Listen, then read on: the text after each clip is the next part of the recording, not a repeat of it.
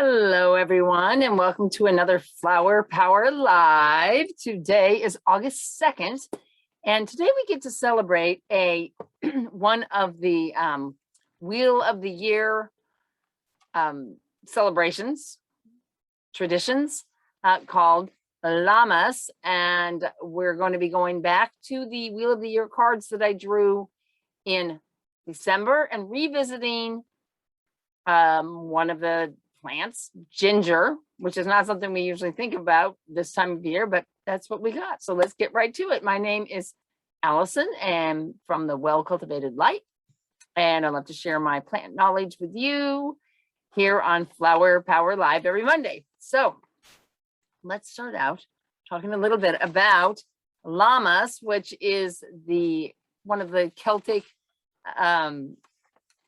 traditional celebrations, and this is what's called a cross-quarter celebration, which is the midpoint between summer solstice and fall equinox. Yes, friends, that means that summer is half over.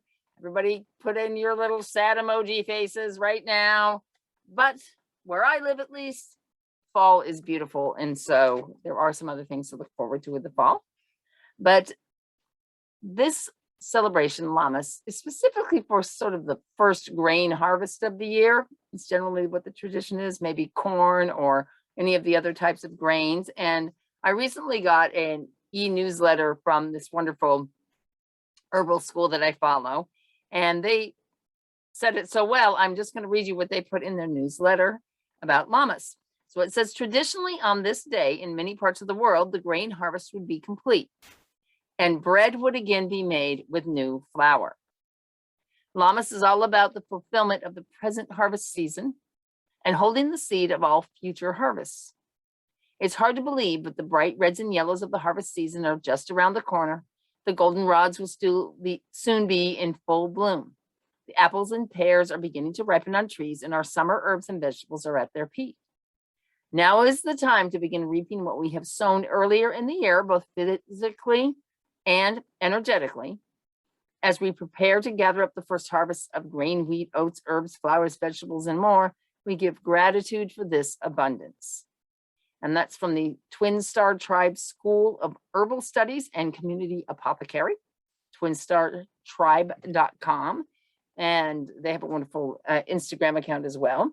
So I think that gratitude for abundance is something that we can all take part in and spend more time with. But now, while I might choose a grain because of this harvest tradition this time of year, I instead, like I said, drew the card for the ginger, and so that's what we'll be talking about today. Now, ginger is Zingiber officinale, is native to the tropical regions of Asia, and it's really well known in the cuisines of those areas, but probably less known for its medicinal uses. It's a rhizomatous plant, which means that it has rhizomes that grow under the ground, and it's actually a stem more than a root. So when we buy our ginger in the grocery store like this, small side roots, you can see a few there. The little small side roots have been pretty much washed off, and this is the rhizome, the underground stem that grows. And this is a ginger I had upstairs, and you can see how it's starting to sprout. So as the rhizome grows underground, every so often it puts up a sprout, and that comes up into about a 3 to 4 foot tall branch with leaves on it, and it does flower, but the flower isn't very significant. So we all know ginger for the root, and that's the part that is used. So the interesting thing about a rhizomatous plant is that this is why I never became like a full-blown botanist, right? Because those words are so hard to pronounce.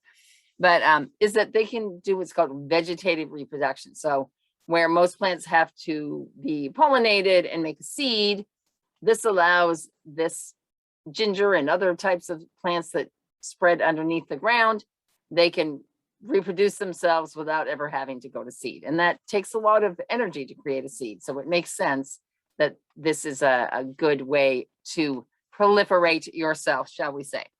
So the word ginger comes from the ancient Sanskrit word singabera, which means shaped like a horn. Yes, I can see that. How you might look at this almost like antlers branching out.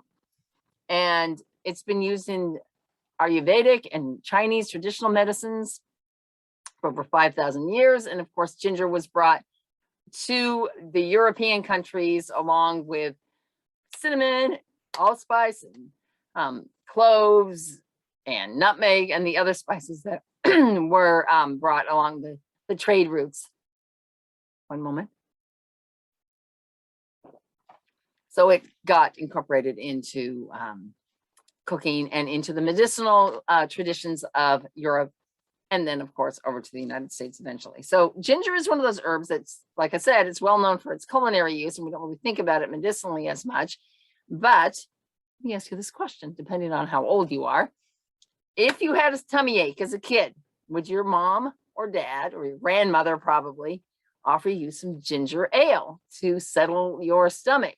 Well, ginger is really well known as a good digestive tract, all-purpose, helpful herb. And the thing is that modern day ginger ale really probably doesn't have much, if any, ginger in it at all. It's really just like, you know, corn syrup and carbonated water. But you can make like a lacto-fermented type of a ginger ale that would have the real ginger in it and would really, really serve a good purpose with helping to alleviate some stomach nausea primarily. So now, like I said, I probably wouldn't have chosen ginger this time of year, but there is something to say for this, its relationship, because it is rather spicy and hot and stimulating. So this is used in these warming and stimulating conditions for if you are cold or damp and stagnant types of conditions. You would not use ginger if somebody was already hot or if they were already, a lot of fluids were already moving already. So it's mostly for using places that are stuck, such as chest congestion during a cold. And it's also put into a lot of cough medicines. I usually make a ginger cough medicine every winter. Now, in the digestive system, it helps to improve bile secretion and therefore fat digestion, right? So it helps to just generally keep the food moving through your system much better. And Matthew Wood, my favorite, includes a long list of the things that ginger does. It can either increase or decrease your appetite.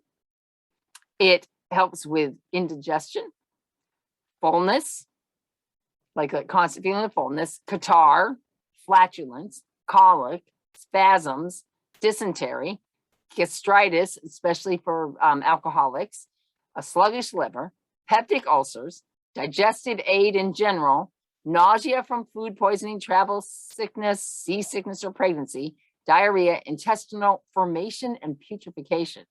Like, you really got to have one stuck digestive system if you're getting fermentation and putrefaction in your system. Yikes. So it is a full-on digestive tonic. And the way most people use it, like I said, I've made a syrup from it. You can make this lacto-fermented sort of soda type of thing, but most people just make a ginger tea. And ginger is one of the herbs that I put in when I'm starting to get sick, and I'll make like a chicken soup and I'll throw in some garlic and some ginger, and that really kind of stimulates things and gets them moving, especially if you have a lot of stuck mucus. Now, one of the things I discovered when I was researching ginger was that it can be useful during the birthing process, as it helps the mother to maintain strength, which, depending on how long you're going through this process, it can be extremely exhausting. And it also helps to maintain good uterine contraction. So if you are thinking of home birthing, you might want to consider some warm ginger infusion, aka tea, to sip on during your labor. Now, it is considered completely safe, sort of a nourishing type of herb, but one word of warning. A lot of times I think, oh, ginger, it's so yummy, and I put it in my pumpkin pie. But you have to remember that ginger is actually hot, like hot pepper type hot. And I often forget how strong it really is. And so make sure your constitution is compatible with ginger, just like it is with any other herb, before you really start using a lot of it.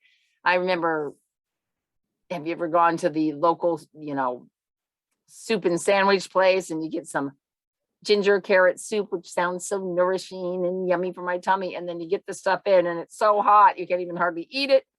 And I made the mistake of putting too much ginger into a carrot kraut, sauerkraut kind of thing that I made one time. I couldn't even eat it.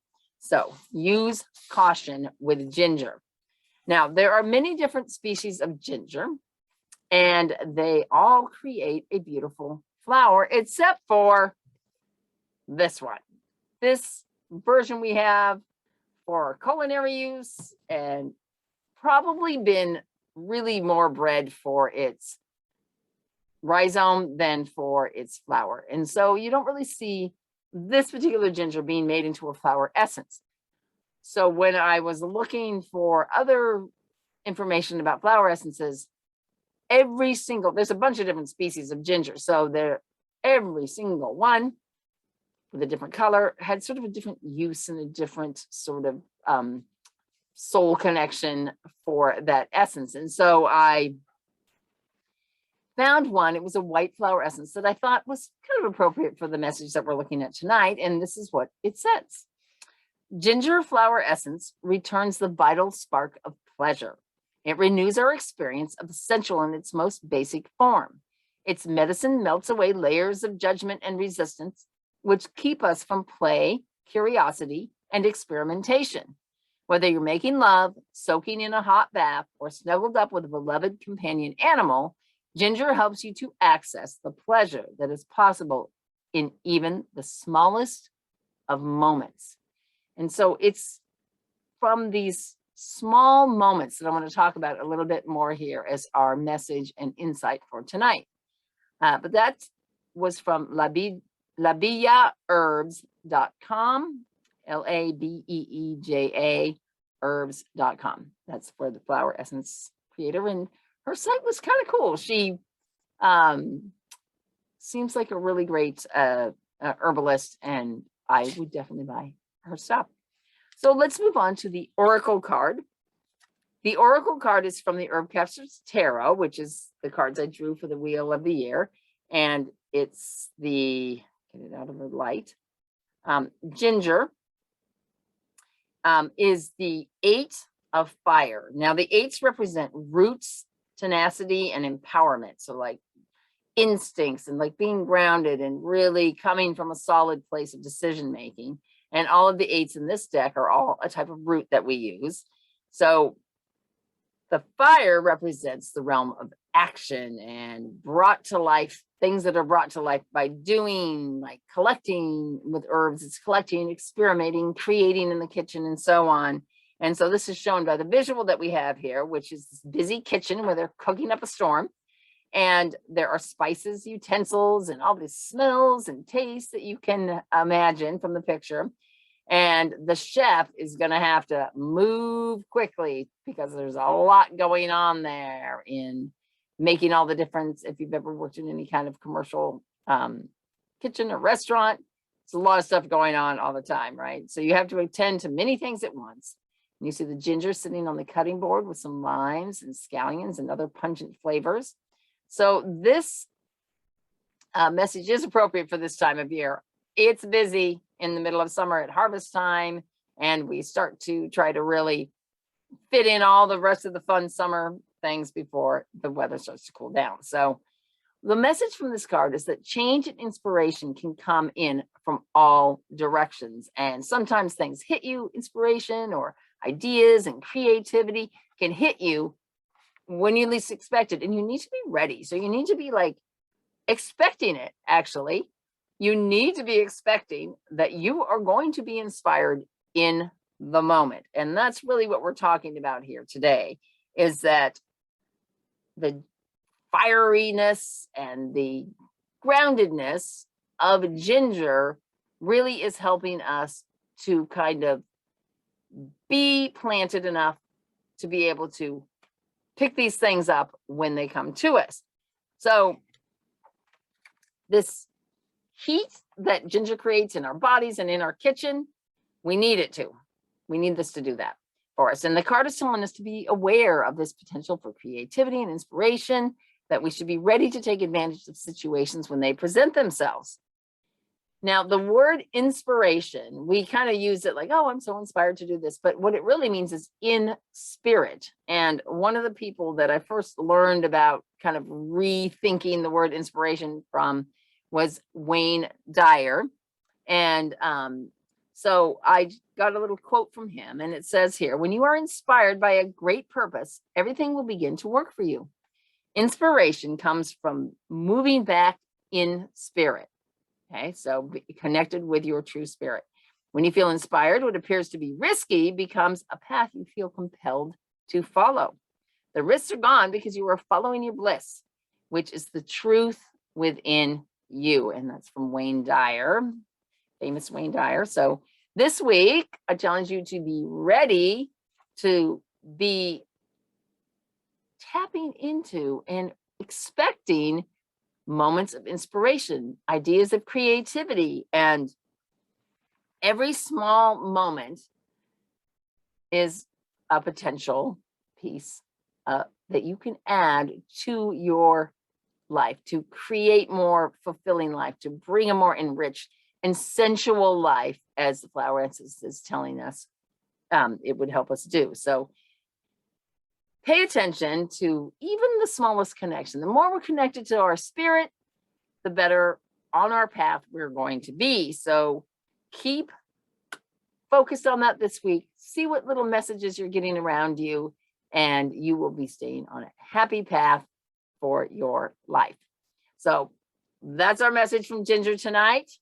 Be a little fiery and take in the messages coming to you all the time. And thanks so much for joining me. If you're not following me on Instagram, I would love for you to do that. My handle is Cultivate My Life, and that's the same on Facebook. So obviously you're on Facebook if you're watching this, or maybe you're watching me on YouTube. I do post these videos onto my YouTube channel, the Well Cultivated Life YouTube channel. So if you miss it here and you're more of a YouTube person, you can catch them there as well. So thanks so much for joining me. Have a great week, and I'll see you next week. Take care, everybody.